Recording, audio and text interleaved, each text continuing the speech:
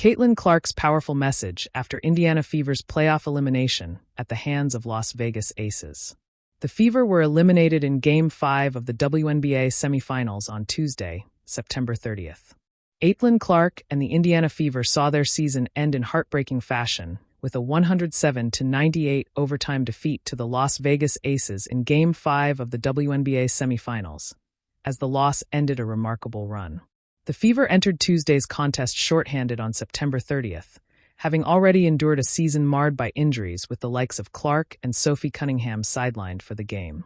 Things then got worse when Kelsey Mitchell, the team's three-time All-Star, suffered a non-contact injury in the third quarter, forcing Indiana to finish without one of its most reliable scorers as they looked for a first finals appearance since 2015. Despite this, the team continued to battle against an Aces squad led by four-time MVP Aya Wilson, but it ultimately wasn't enough as overtime edged away from them, the team losing the quarter 21-12 at the Michelob Ultra Arena. Clark, who was restricted to just 13 appearances this season due to multiple setbacks, watched from the bench, and after the final whistle, she turned to social media to deliver a message to fans and teammates. "So much to be proud of. Shout out the fans for staying with us all year at Indiana Fever," Clark wrote on X, formerly known as Twitter, in a bid to try to lift up the franchise after a disappointing night. The Fever's postseason campaign was emblematic of the challenges they faced all year, but also their strength to continue fighting as they displayed the never-give-up attitude instilled by Stephanie White. Losing 5 players to season-ending injuries could have derailed any team's ambitions. Yet Indiana managed to push the defending champions to the brink in a decisive Game 5. Clark's own absence for much of the season placed greater pressure on the supporting cast, yet the team still advanced to the semifinals round, and that growth under pressure provides a foundation for next year. With the 23-year-old due to return fully healthy for the 2026 campaign, and her team having so much success without her on the court, could the Fever become title favorites next time out? Aya Wilson once again proves why she is the MVP. On the other side, the Aces were carried by Wilson, who delivered 35 points on 13 of 27 shooting, along with 8 rebounds as she speared her team forwards to a clash with the Phoenix Mercury in the WNBA Finals. She wasn't alone, however, as Jackie Young also netted 32 points and 10 assists, making them the first pair in WNBA history to each record 30 or more points in a playoff game. Wilson's performance not only secured the Aces' return to the finals for the third time in 4 years, but also reinforced her position as one of the game's defining figures, weeks after bagging consecutive MVP honors.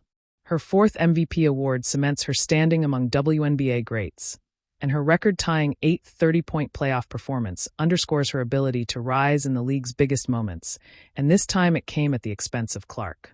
The scoreboard read final. The confetti wasn't theirs.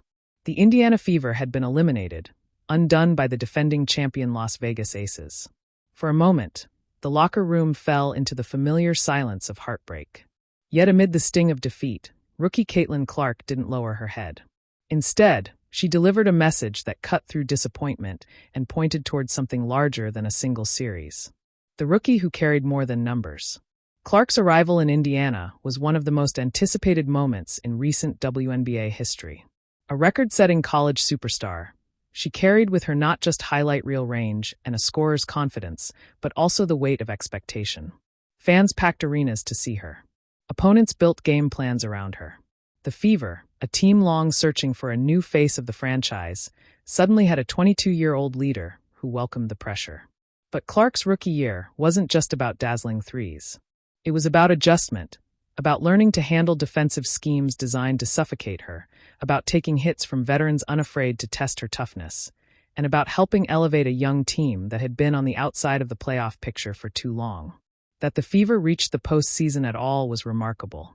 That they pushed until running into the league's reigning powerhouse was proof of progress. The defining moment after the defeat. After the final buzzer in Las Vegas, cameras circled to Clark. Fans wondered if she'd be frustrated, bitter, or broken down by the weight of her first professional playoff exit. Instead, her message was calm, steady, and forward-looking. "This hurts, sure," she admitted. "But this isn't the end. It's the beginning of something special for this team. We've shown we can fight, and now we know what it takes. We'll be back. Stronger." It wasn't just a quote. It was a statement of culture. In that moment, Clark reframed the elimination not as a failure, but as a foundation. Aces showed the standard. To understand Clark's words, you have to understand the opponent. The Aces are the embodiment of what the Fever aspire to be: seasoned, battle-tested, and brimming with star power. Aya Wilson controlled the paint, Chelsea Gray orchestrated the offense with surgical precision, and Jackie Young's relentless energy tilted the series. Indiana didn't back down, but the Gulfin experience showed. Where Las Vegas closed quarters with precision, the Fever sometimes rushed possessions.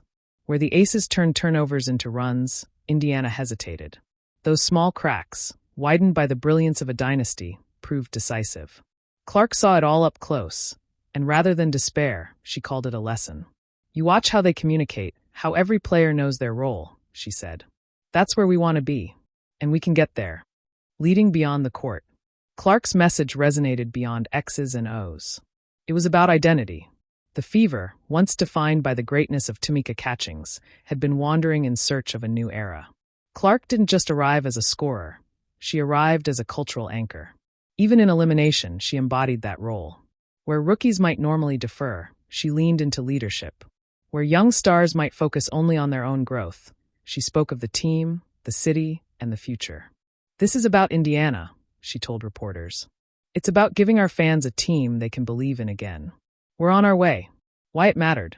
For the Fever, Clark's words mattered as much as her points. Because this wasn't just about losing to the Aces.